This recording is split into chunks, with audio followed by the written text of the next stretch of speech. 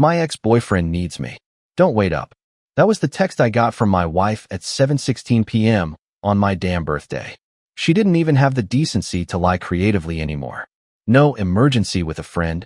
No work late. Just blunt betrayal. Like I was some side character in her story. I read it twice, just to feel the slap twice. And then I replied with the coldest thing I've ever typed. Understood. I didn't scream. I didn't cry. I didn't even call her. I stood up from the birthday table I had set for two, took off the jacket I ironed just for tonight, and walked straight into the bedroom. Her side of the closet was a luxury boutique. Chanel, Dior, Gucci, the stuff she never wore around me, only on her girls' nights. Yeah, right. I took each piece off the hangers one by one, folded them like I was doing her a favor, packed them neatly into 2 large suitcases, and zipped them shut. I called the 24/7 courier. Paid the extra to get it done now. When the guy asked for the delivery address, I gave him the one I found in her phone weeks ago. Derek Benson. Her ex, the one she said was toxic and long gone.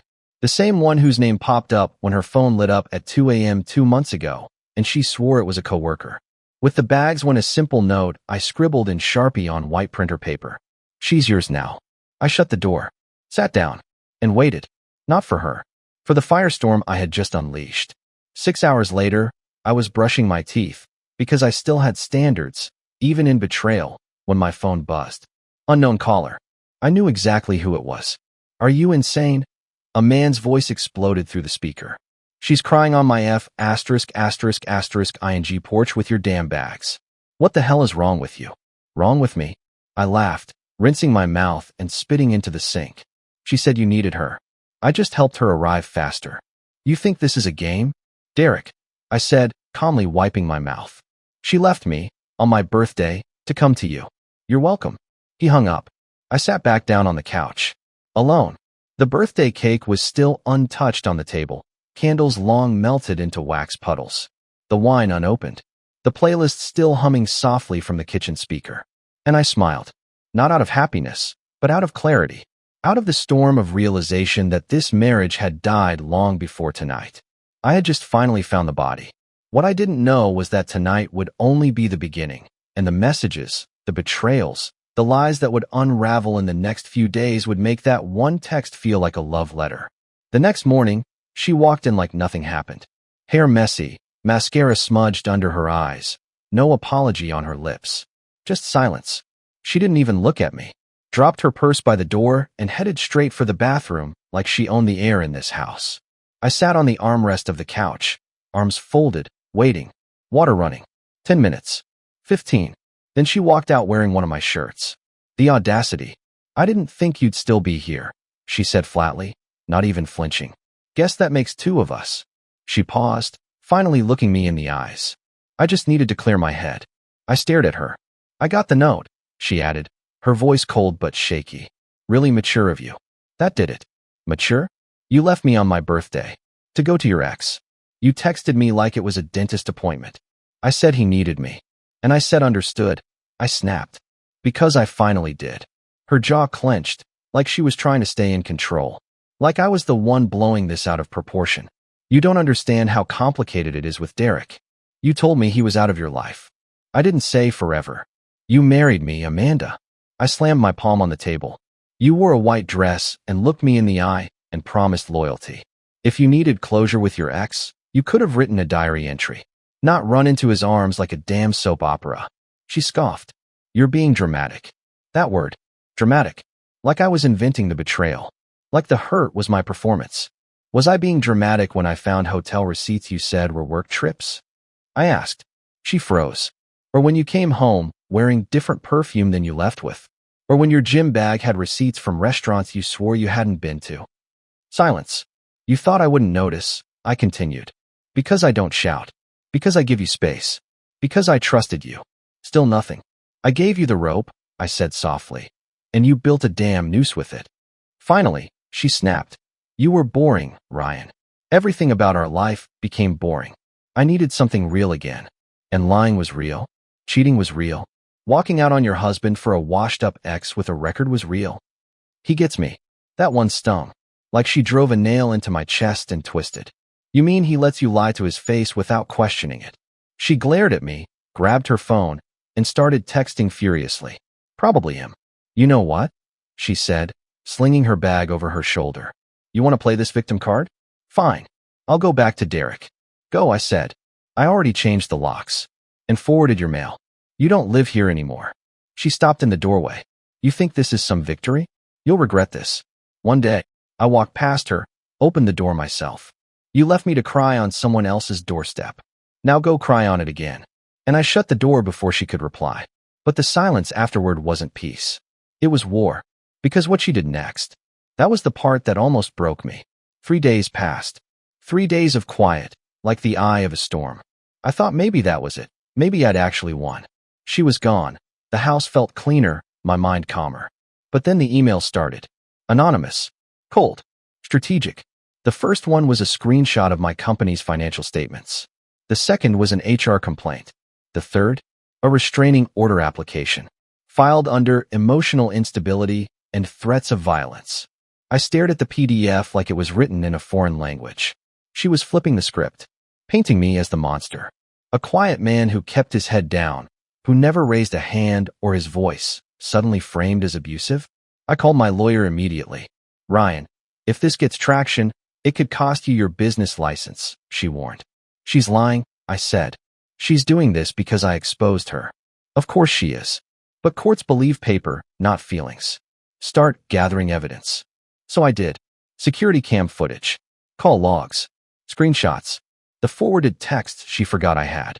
But nothing could prepare me for what came next. She showed up at my office. In heels.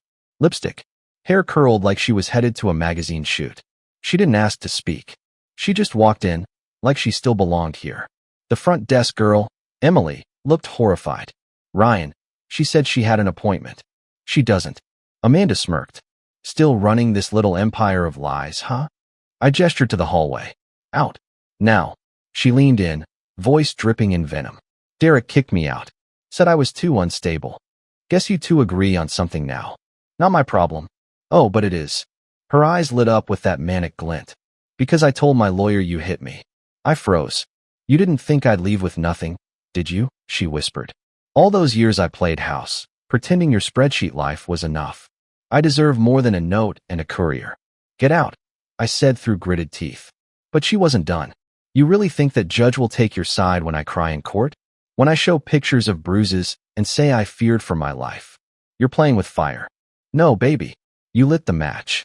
She turned and walked out like she just closed a business deal. Like she'd just ordered a hit. I sat down, heart pounding. Not from fear, but fury. Pure, electric, venomous fury. She wasn't going to ruin me quietly. If she wanted war, she was going to get it. And I wasn't about to lose. That night, I didn't sleep.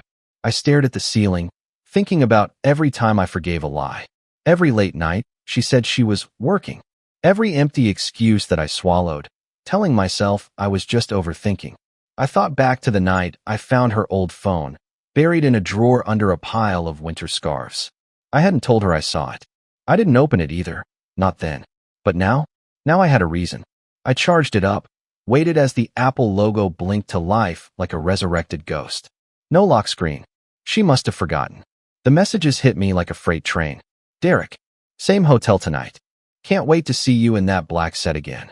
Does your husband even touch you anymore? Amanda, he doesn't notice anything. He's a robot with a ring. I fake sleep to avoid talking. I wish I never married him. Should have stayed with you. Months. Hundreds of texts. Pictures. Plans. Inside jokes. Mockery. They laughed about me. She called me Captain Boring.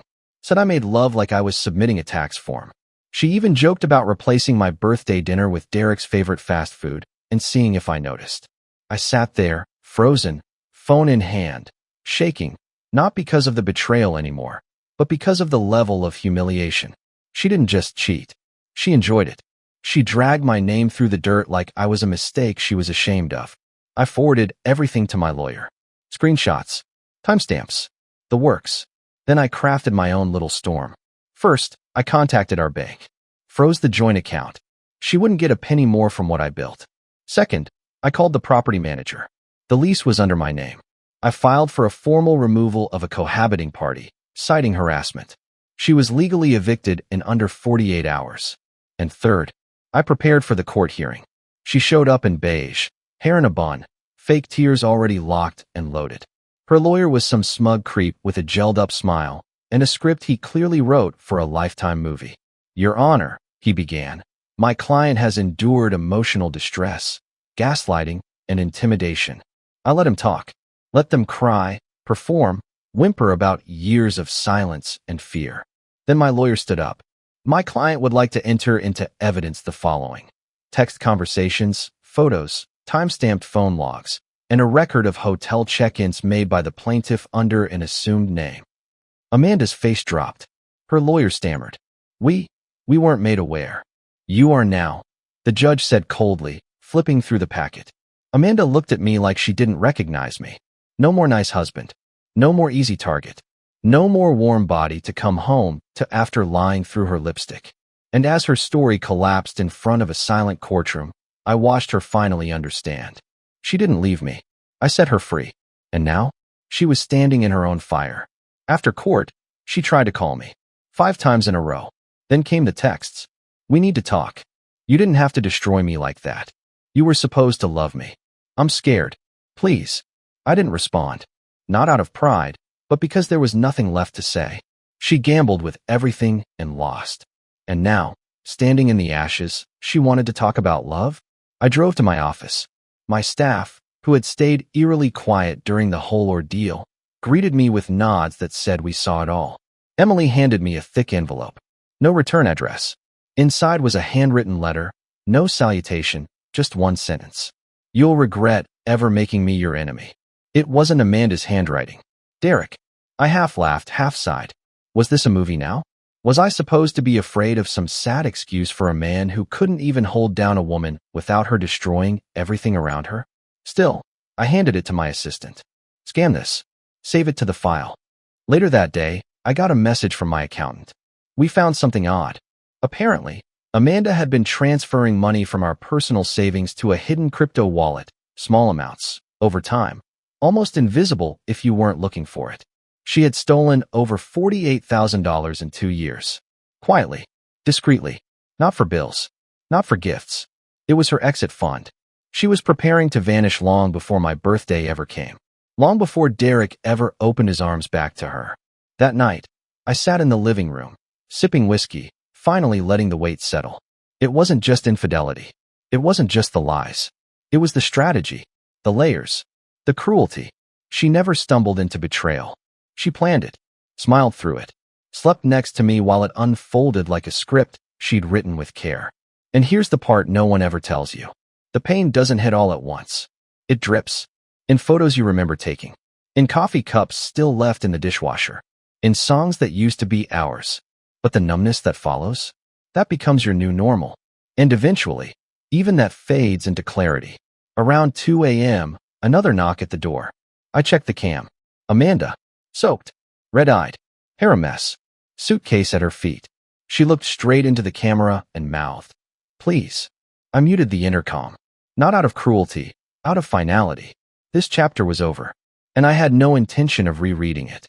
The next morning, my phone lit up with another notification, this time from my building manager. Apparently, Amanda had been sitting outside the complex entrance since before sunrise. No screaming, no theatrics. Just sitting there with that same damn suitcase like a washed-up actress begging for a rerun of a canceled show. I walked past her without a word. Her eyes followed me, bloodshot and hollow. She didn't speak until I was almost at the door. Ryan. I paused. Not for her, for myself. To feel if there was anything left inside me. Anger. Pity. Nostalgia. But there was nothing. Just quiet. She stood up and took a step forward, arms slightly out, like she expected a hug. I have nowhere else to go. I turned around slowly. You had a home, I said. You chose chaos. It was a mistake. No, I said. A mistake is forgetting a birthday. You executed a long-term demolition of your marriage. That's a decision. Her chin trembled. Derek changed. He kicked me out when I told him I wasn't leaving you for him. I smirked. Didn't seem like that was your plan on my birthday. She looked away. You don't understand what it's like to feel invisible. Maybe not, I replied. But I damn well know what it's like to be used. She started crying. The real kind this time, not crocodile tears. But I wasn't going to be a sponge for her guilt anymore. You slept next to me for years, I said, voice low, while scheming behind my back. And now, you want a do-over because your backup plan fell through. I just want to talk. You talked when you lied to me. Now you can listen to the silence you created. I walked inside and buzzed the doorman. Make sure she leaves. I didn't look back. Later that day, I met with my lawyer to finalize the divorce. Clean, swift, no asset split. The prenup I had, the one she laughed about when we signed, now protected every cent I owned. She'd walked into the ring thinking I was soft, but I'd built a business from nothing. Survived betrayals bigger than her. She just didn't think I had it in me to walk away. She was wrong. That night, for the first time in months, I went out. Just a bar downtown. No big plans. Just me, a glass of bourbon, and the sound of strangers laughing nearby. It felt foreign, but good. A woman sat a few seats down. She glanced over once or twice, smiling softly. I nodded, polite. I wasn't ready. But maybe, someday I would be.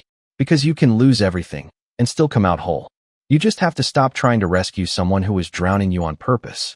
2 months passed. The papers were signed, sealed, and delivered. My name was clear.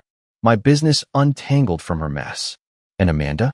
She'd vanished from my life like smoke after a fire, leaving behind only the charred outlines of what we used to be.